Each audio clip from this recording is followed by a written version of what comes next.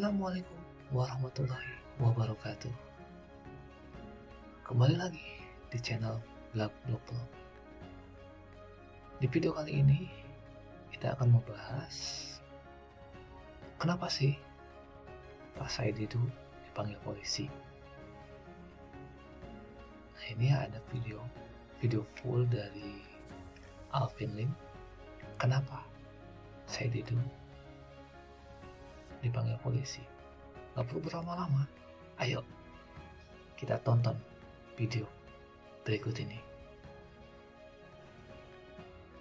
Nah, dibikinlah berita, dibikinlah sebuah tuduhan, dibikinlah sebuah hoax, ya, seolah-olah masyarakat itu yang ada di situ menentang PIK 2, padahal nyatanya tidak ada yang dia tentang, bukan PIK 2-nya, tetapi aksi ugal-ugalan dari supir truk yang menabrak anak kecil tersebut, teman-teman, ya. Jadi kita harus membedakan, teman-teman, antara mana berita yang fakta dan mana berita yang cenderung hoak dan fitnah atau hanya untuk menyudutkan dan memeras pihak tertentu, teman-teman, ya.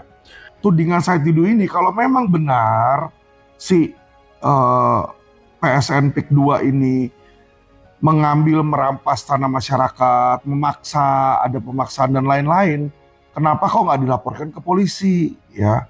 Kalau saya lihat justru tindakan Said Didu ini di sini sebagai atau merupakan tindakan premanisme, teman-teman. Kenapa saya bilang itu premanisme? Dia bawa ormas, dia menghasut masyarakat agar supaya menghalang-halangi atau merusak bisnis dari PIK 2, ya. Dan saya katakan kepada teman-teman, yang namanya dia mau demo apa segala macam tetek bengek, ya itu nggak ada penyandang dananya, ya. Saya yakin di belakang Said Didu ini ada yang memberikan support atau istilahnya backingannya, teman-teman, ya. Jadi ada backingan, apakah musuh-musuhnya PIK 2 di sini ataukah itu adalah dari pihak cukong tertentu, kita nggak tahu, teman-teman, ya. Tapi saya yakin dan saya pastikan Said Didu itu bukan pembela masyarakat, ya. Kenapa saya bilang dia bukan pembela masyarakat? Karena yang dia sebarin hoak, ya. Kalau memang ada pelanggaran hukum, ya, yang dilakukan oleh PIK ataupun developer lain, ya teman-teman bisa melapor ke LQ, kita juga bisa membantu, ya. Tapi saya sudah telusuri, ya, ternyata Said Didu itu ketika kita somasi pun nggak berani datang, teman-teman, ya. Nggak berani datang, dia nggak punya nyali. Sebagai mantan menteri, ya, dia ini nggak jelas. Kalau dia bukannya beropini, tapi dia tujuannya untuk meresahkan masyarakat, membuat hoax, itu sudah nggak baik, teman-teman, ya. Apalagi saya tahu di beberapa wawancaranya si Said Didu, dia ini sangat sekali rasis, teman-teman, ya. Jadi saya sangat benci orang yang rasis. Kenapa? Orang yang rasis ini akan memecah belah persatuan dan kesatuan Indonesia, ya. Saya mungkin kulitnya kulit minoritas, ya, Chinese, lebih terang, ya, matanya sipit dan lain-lain lah yang mungkin orang-orang pikir ngelihat saya sebagai seorang Chinese. Tetapi, ya teman-teman, hati dan jiwa saya ini nasionalis. Jadi saya nggak suka ketika orang tuh terlalu rasis melihat, loh ini keturunan Cina, wah Cina terus di situ, ya. Padahal kita lihat, ya, asal muasalnya sebenarnya kayak Anies juga bukan pribumi Indonesia, orangnya juga berasal dari luar negeri, dari Arab, dari India di situ. Saya keturunan Chinese, ya, tapi I'm Indonesian, ya. Di hati saya, darah saya ini mengalir darah Indonesia. Saya ke Cungko baru sekali dan itu pun hanya berobat. Saya nggak kenal, nggak ada saudara di sana, teman-teman, ya. Saudara-saudara saya, kalian ini yang ada di Indonesia. Mau kalian pribumi, mau kalian itu Arab, keturunan, ya. Saya dekat kok dengan mereka.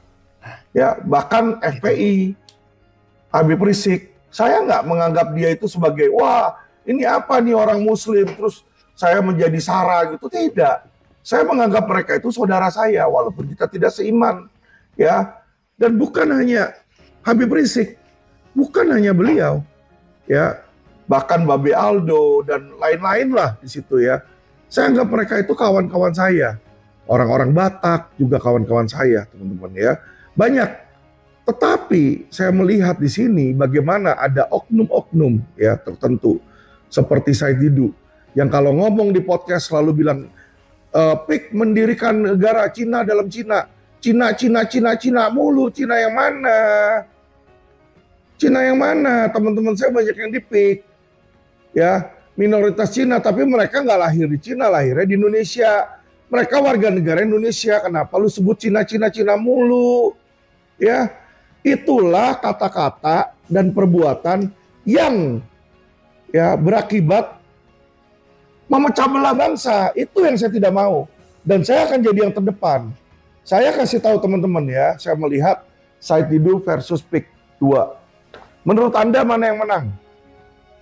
Menurut Anda mana yang benar? Ini dua hal yang berbeda. Ya. Kalau benar, itu keyakinan kita masing-masing. Keyakinan saya sama orang lain bisa berbeda. Keyakinan saya sama temannya Said Didu bisa beda. Kalau keyakinan teman Said Didu, temannya pasti menganggap bahwa Said Didu yang benar. Atau Mahfud MD bisa menganggap Said Didu yang benar. Kenapa? Karena Mahfud MD itu punya kepentingan. Dia nggak suka sama PIK 2 atau Pak Agwan. Kenapa dia nggak suka sama Pak Agwan? Ya, saya kasih tahu. Mahfud nggak suka karena dia di PDIP. PDIP itu sekarang berseberangan sama pemerintah. Sedangkan Agwan, Bapak Agwan ini, dia adalah pendukung pemerintahan. Dia pendukung setianya Jokowi dan Prabowo. Ya, jadi saya kasih tahu teman-teman, itu pendapat politik. Beda pandangan politik. Saya tidak masuk di dalam peperangan politik. Ya, saya nggak mau ikut campur dalam pandangan politik. Yang saya mau review saat ini hanyalah pandangan hukum, teman-teman ya. Secara hukum saya sudah melihat apa yang dilakukan oleh Pak Agwan tidaklah melawan hukum. Karena apa? Karena sudah ada laporan polisi kalau misalnya dia dianggap merampas sebuah tanah, dia udah pernah dilaporin. Itu. Ya. Dan hasil laporan polisi itu menyatakan dia nggak bersalah, LP bahkan dihentikan ya terhadap PIK 2. Sekarang Said Didu ya membuat hoak. Saya kalau ditanya pendapat saya siapa yang menang, saya yakin yang menang pasti PIK 2. Kenapa saya bilang seperti itu? Ya, karena saya menilai secara hukum kata-kata yang diucapkan oleh Said Didu adalah kata-kata melanggar hukum, teman-teman. Ya, kata-kata melanggar hukum. Ya, saya saja nih kalau saya benci sama Said Didu, saya udah laporin dia ke polisi waktu itu. Karena kenapa? Dalam podcastnya dia menimbulkan rasa kebencian terhadap etnis China, gitu loh, etnis Chinese, minoritas. Sehingga nanti saudara-saudara saya yang seetnis sama saya akan menjadi korban kebencian orang-orang pribumi. Itu yang dia berusaha timbulkan. Sehingga masyarakat politik ya dan keamanan Indonesia menjadi tidak tenang. Saya kasih tahu nih, berani potongan kuping sama kalian ya. Yang melakukan developer itu bukan hanya PIK 2. Jadi kalau kita mau melawan pengembangan ya, ya kita lawan semua developer. Developer itu banyak ya. Yang gede PIK 2 dan Sinarmas. Makanya mereka dua-duanya dapat proyek strategik nasional PSN, teman-teman ya. Tapi selain dari mereka berdua, pengembang-pengembang lain banyak. Ya, Sinarmas itu BSD. Agung Podomoro juga pengembang besar ya. Di Central Park dia yang bangun, Pico Group juga pengembang, teman-teman ya. Duta Anggada juga pengembang ya, teman-teman. Sumarekon ya, yang bikin Sumarekon Bekasi, Sumarekon Bandung, Sumarekon Bogor ya, itu juga pengembang besar. Jadi kalau kita anti terhadap perkembangan ya, dan kita mau keep semua itu sebagai desa, maka Indonesia tidak akan berkembang. Amerika juga nggak akan berkembang kalau kota-kotanya seperti San Francisco, Los Angeles itu masih berupa padang rumput. Tentu mereka bangun. Bahkan di gurun-gurun pasir aja sampai di Arab Saudi dan Dubai, itu dibangun gedung-gedung tinggi yang tadinya gurun pasir, teman-teman. Itulah pengembangan. Kenapa itu bisa terjadi? Saya kasih tahu teman-teman. Karena jumlah lahan yang ada itu makin dikit. Jadi jangan masyarakat Indonesia, terutama kalian yang pribumi-pribumi itu ya, berpikiran sempit. Ya, kenapa saya bilang? Coba dong Anda pikir, masyarakat Indonesia ini makin lama makin berkembang populasinya. Kalau tadinya 200 juta, sekarang udah jadi 300 juta. Mereka mau tinggal di mana? Tanah itu sedikit. Jadi makanya sekarang pembangunan itu sudah tidak lagi horizontal, tetapi pembangunan itu sudah mulai vertikal. Yaitu dibangunlah apartemen-apartemen. Kenapa dibangun apartemen? Karena dengan lahan yang dikit, dia bisa membuat hunian untuk lebih banyak orang karena meningkat ke atas. Ngerti ya teman-teman ya? Jadi cepat atau lambat itu terjadi bukan karena kesalahan pengembang. Pengembang mereka dibutuhkan karena adanya demand. Demand apa? Kebutuhan akan hunian. Ya, tapi kalau nanti hunian tanah-tanah itu sudah habis, pasti tanah itu akan dirampas untuk diambil supaya dikembangkan menjadi pengembangan vertikal. Jadi saya katakan kepada teman-teman, ya, teman-teman setanah air saya, ya, teman-teman pribumi yang saya cintai, jangan mau digoblokin sama Said Didu. Rasis mereka itu. Ya. Mereka itu berpikir bahwa Indonesia ini hanya milik pribumi. Kalau orang berpikiran kayak gitu, tidak akan pernah bisa sukses dan tidak akan pernah bisa tenang. Kita ini walaupun berbeda ras, berbeda agama, berbeda keyakinan, kita ini saudara. Camkan itu. Kita ini saudara. Kita satu tanah air. Kalau Indonesia diserang sama tentara asing, saya walaupun dibilang orang Cina, saya bersedia menjadi tentara, maju membela negara ini. Jadi saya bilang, Said Didu ini saya lihat apa motivasinya. Dia ini hanya menjadi kaki tangan dari oknum-oknum yang menggerakkan dia untuk merusak bisnis. Sehingga nanti dia bisa mungkin dikasih bargain atau dikasih duit ya, sebagai bentuk pemerasan dan intimidasi terhadap PIK 2. Itu yang saya lihat. Ya jujur-jujuran ngomong aja. Kalau nggak ada untungnya buat Said Didu, ngapain dia pusing-pusing bicara? Hah? Ngapain? Emangnya dengan bicara kayak gitu diangkat lagi jadi menteri? Kagak. Terus Mahfud MD emang kamu pikir apa dia bicara kayak begitu dapat duit? Ah, bukan. Dia lagi jilat-jilat gitu buat apa? PDIP.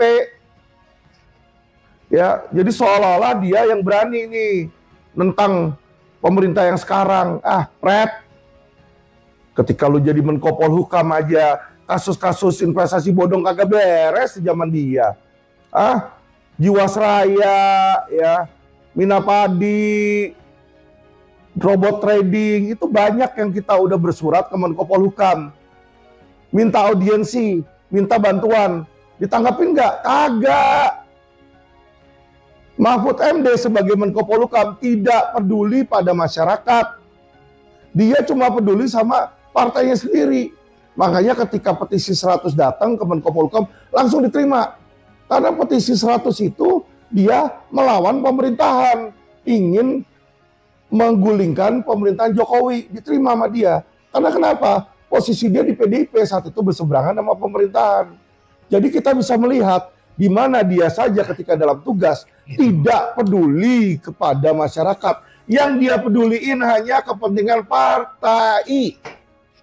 Ngerti ya? Camkan itu teman-teman, camkan itu masyarakat. Don't be stupid. Saya bilang sama teman-teman ya, don't be stupid. Nah, sudah tahu kan alasan kenapa Said itu dipanggil polisi. Jadi dari inti pesan Alvin Lim itu, Said itu dipanggil polisi atas tuduhan atau terkait dugaan hoax dan rasisme ya, yang klaim tentang penolakan masyarakat terhadap proyek pembangunan PIK 2. Nah, penghasutan ini mencari keuntungan finansial atau politik ya, daripada benar atau enggaknya membela kepentingan masyarakat. Jadi hati-hati masalah tentang rasisme ini. Kita harus mengedepankan persatuan dan kesatuan. Jangan ada masalah rasisme, itu sangat-sangat berbahaya ya. Bahkan kalau misalnya di perspektif hukum, pengembangan Big 2 ini tidak membuktikan adanya kesalahan, tapi sebaliknya tindakan Saidin itu menyebarkan berita bohong, bahkan menghasut yang dianggap merupakan pelanggaran hukum. Oke, gimana tanggapan teman-teman? Komentar, like, share, subscribe channel ini. Assalamualaikum warahmatullahi wabarakatuh.